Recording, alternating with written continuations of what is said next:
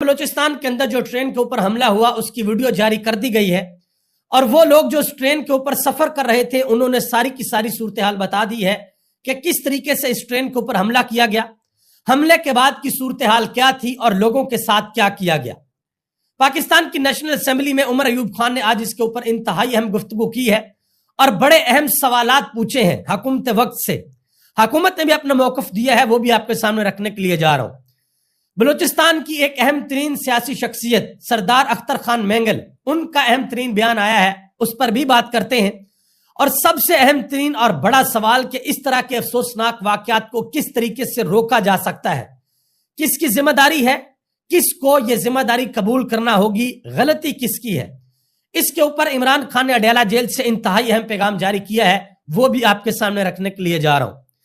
آگے بڑھنے سے قبل گزارش کروں گا کہ ویڈیو کو لائک کر دیں، چینل کو سبسکرائب کر لیں، اور میرے ان تمام دوستوں کا بے حد شکریہ جنہوں نے ہمارے یوٹیوب چینل کو سبسکرائب کیا۔ سب سے پہلے نمبر پہ وہ ویڈیو میں آپ کے سامنے رکھتا ہوں، آپ دیکھ سکتے ہیں جس طریقے سے اس ٹرین کو نشانہ بنایا گیا۔ یہ افسوسناک واقعہ تھا۔ ایک پہلے بلاسٹ کیا گیا، ٹرین کا جو انجن ہے، جو اگلا حصہ ہے، اس کو اڑایا گیا جس سے ٹرین رک گئی، اور جس وقت ٹرین رکی پھر عینی شاہدین بتاتے ہیں کہ بڑی دیر تک جو ہے وہ فائرنگ ہوتی رہی۔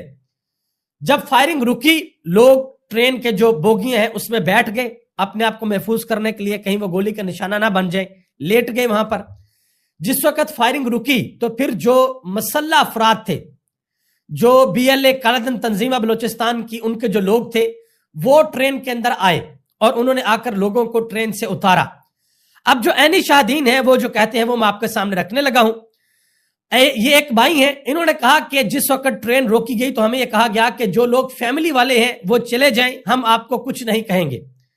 اس کے علاوہ اور لوگ ہیں جنہوں نے باتیں بتائی ہیں، انہوں نے کہا کہ ہمیں نیچے اتارا گیا، کچھ لوگوں کو علیحدہ کیا گیا اور کچھ لوگوں کو یرغمال بنایا گیا، اور جو فیملی والے لوگ تھے، جو بچے تھے، خواتین تھیں، ان کو کہا گیا بھی آپ لوگ چلے جائیں یہاں سے اور پیچھے مڑ کر نہیں دیکھنا، اگر آپ لوگوں نے پیچھے مڑ کر دیکھا تو آپ کو بھی نشانہ بنایا جائے گا۔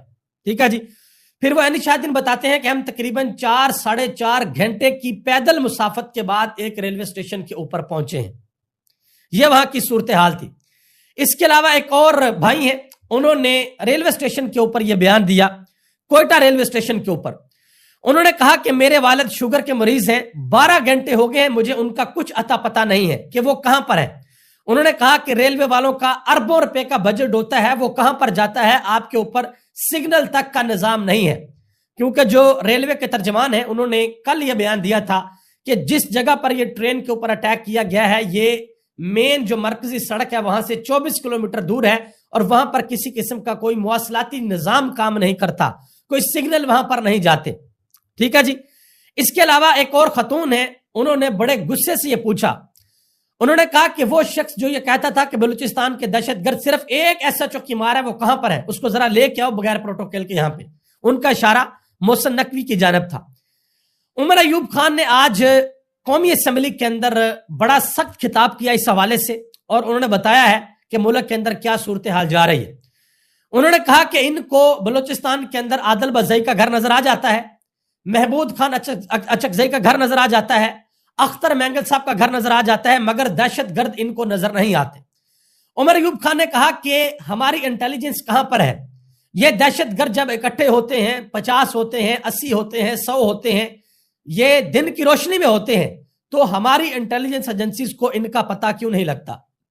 انہوں نے کہا کہ اگر پاکستان تحریک انصاف کے لوگ اکٹھے ہو جائیں، کسی جگہ پر 5 اکٹھے ہو جائیں، کسی جگہ پر 10 اکٹھے ہو جائیں، کوئی تحریک انصاف کا چھوٹا سا فنکشن ہو، تو وہاں پر پولیس فوراً سے پہنچ جاتی ہے اور جا کر وہاں پر آنسو گیس، ٹیئر گیس پھینکتی ہے اور ڈنڈے مارتی ہے، گرفتار کرتی ہے اور جیلوں کے اندر ڈالتی ہے۔ انہوں نے کہا کہ یہ سلوک آپ دہشت گردوں کے ساتھ کب کریں گے؟ جو ہماری قوم کے بے گناہ لوگوں کی جانیں لیتے ہیں، آپ یہ سلوک ان کے ساتھ کس وقت کریں گے؟ یہ سارے کے سارے سوالات آج عمر ایوب خان نے قومی اسمبلی کے اندر پوچھے ہیں۔ اور جس وقت وہ یہ بات کر رہے تھے، اس وقت جو اسپیکر صاحب بیٹھے ہوئے تھے، انہوں نے کہا جی آپ کا ایک ممبر سو رہا ہے۔ شیر افضل خان مروت صاحب پیچھے بیٹھ کر سو رہے تھے، تو عمر ایوب خان نے کہا کہ وہ ہماری درد سر ہے، اگر وہ سو رہا ہے تو جو آپ سو رہے ہیں اس کی طرف دیکھیں، ساری کی ساری حکومت سو رہی ہے۔ انہوں نے کہا کہ بلوچستان کے اندر اتنا بڑا افسوسناک سانحہ ہو گیا اور حکومت سو رہی ہے. انہوں نے کہا کہ آپ سو رہے ہیں لیکن پاکستان کی عوام نہیں سو رہی, پاکستان کی عوام جاگ رہی ہے, وہ آپ سے سوال پوچھے گی. لطیف کھوسا انہوں نے بڑی اہم بات کی. انہوں نے کہا کہ ٹرین واقعہ کی کسی کو ذمہ داری لینی ہوگی, یا وزیر داخلہ محسن نقوی استعفیٰ دے, یا وزیر دفاع خواجہ آصف استعفیٰ دے, یا پھر انٹیلیجنس ایجنسیز استعفیٰ دے. انہوں نے کہا کہ تحریک انصاف کا واضح موقف میں آپ کے سامنے رکھ رہا ہوں.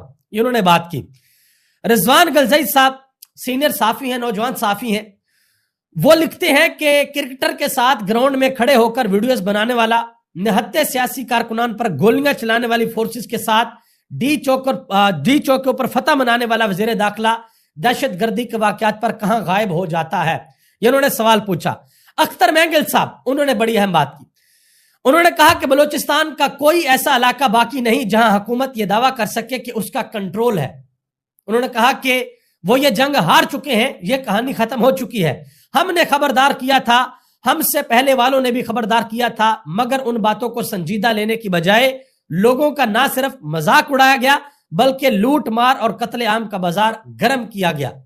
یہ بات کی ہے اختر مینگل نے. دیکھیں یہ لوگ وہاں کے سیاستدان ہیں, ان کی مطلب یہ وہاں پر پیدا ہوئے ہیں, وہاں پر جوان ہوئے ہیں, ان کا بڑھاپا وہاں پر ہے, تو اپنے علاقے اور اپنے خطے کو یہ لوگ سب سے بہتر سمجھتے ہیں.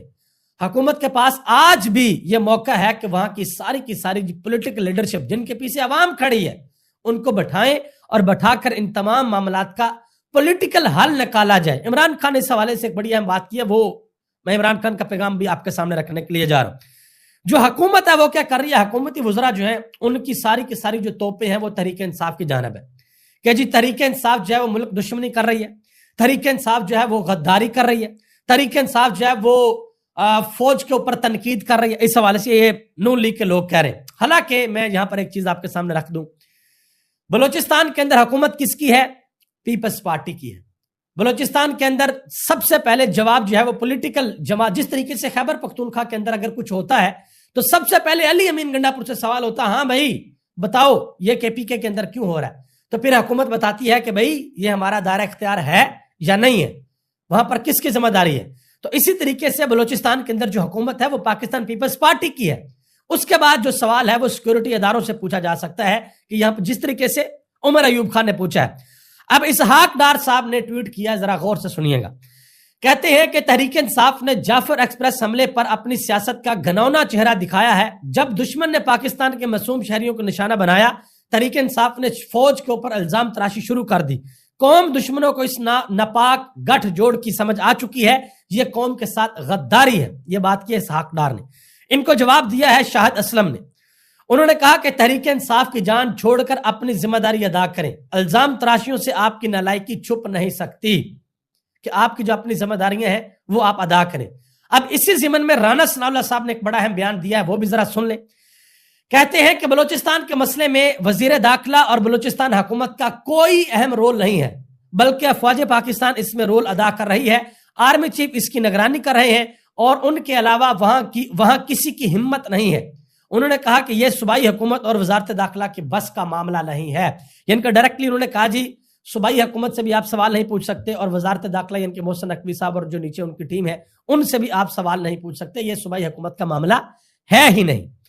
آگے آج ایک اور خبر ہے, پاکستان تحریک انصاف کے وفد نے جو جے یو آئی کے وفد کے ساتھ ملاقات کی تھی, تو سینیٹر کامران مرتضیٰ نے شفا یوسفزئی کے شو کے اندر یہ بات کی ہے کہ جو ہمارے تحفظات تھے وہ تحفظات ہم نے اب دوبارہ رکھے ہیں اور تحریری معاہدہ ہم نے مانگ لیا. انہوں نے کہا جی اب جو بھی ہوگا وہ تحریری شکل میں ہوگا, کیونکہ مولانا فضل الرحمان کو ایک دھوکہ پی ڈی ایم 1 کی حکومت میں بہت بڑا مل چکا ہے, تو وہ دوبارہ دھوکہ نہیں کھانا چاہتے. وہ چاہتے ہیں کہ بھائی ہمارے ساتھ معاملہ طے ہوں, اگر ہم سڑکوں کے اوپر آتے ہیں, اگر ہم احتجاج کے اندر آتے ہیں تو بھائی کل کو الیکشن کے اندر ہمارے ساتھ سیٹ ایڈجسٹمنٹ بھی کی جائے. ٹھیک ہے جی, یہ سارے کے سارے معاملات ہیں. اب آخر میں آ جائیں جی, عمران خان نے جو پیغام جاری کیا انتہائی اہم پیغام ہے, اس کو ذرا غور سے سنیے گا. عمران خان نے کہا کہ ملک میں اس وقت دہشت گردی اپنے قدم دوبارہ جما چکی ہے.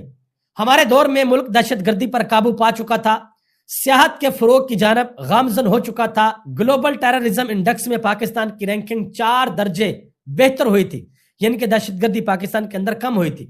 انہوں نے کہا کہ لیکن رجیم چینج اس سارے عمل کو بھی ریورس گیئر لگا دیا, جو رجیم چینج ہوئی. انہوں نے کہا کہ اب بدقسمتی سے ہم گلوبل ٹیررزم انڈیکس میں دوبارہ دنیا کا دوسرا بدترین ملک بن گئے ہیں۔